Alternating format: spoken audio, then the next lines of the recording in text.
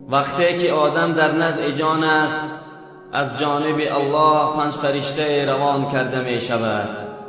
فرشته اول وقتی می آید که جان در حلقوم رسیده است، صدا می زند، می گوید ای فرزند آدم، قوتی که در بدن داشتی کجا شد؟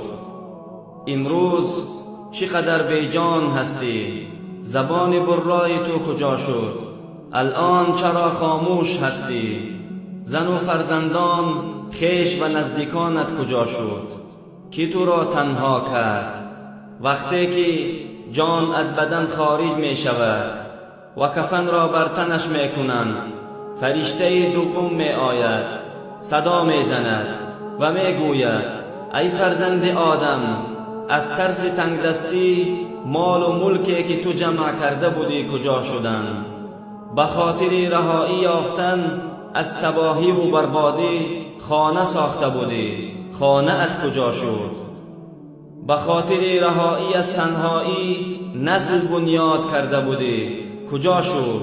و بعد از ادای نماز جنازه فرشته سوم می آید، صدا می زند و می گوید ای فرزند آدم، الان سفری در پیش داری که هیچگاه چنین سفری دراز طی نکرده بودی و با قوم ملاقات می کنی که هیچگاه ملاقات نکرده بودی. الان تو را در جای تنگ داخل می کنند که تا امروز داخل چنین جا نشده بودی.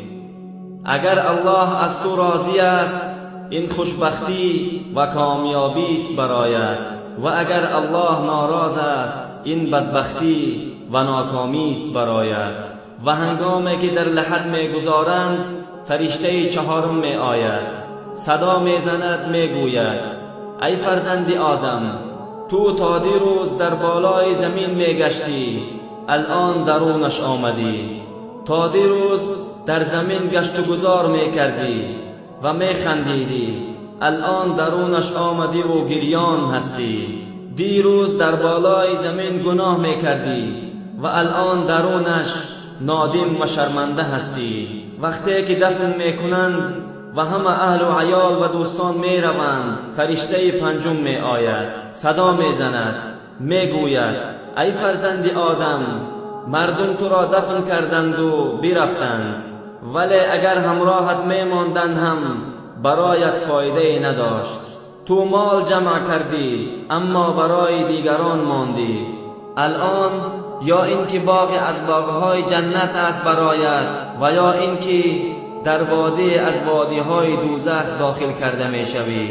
خدایا ما را از سکرات موت و عذاب قبر نجات بده، آمین. این ویدیو را نشر کنید، شاید که به سبب یک نشر شما در دل کسی تأثیر کند و در ثواب شریک شوید.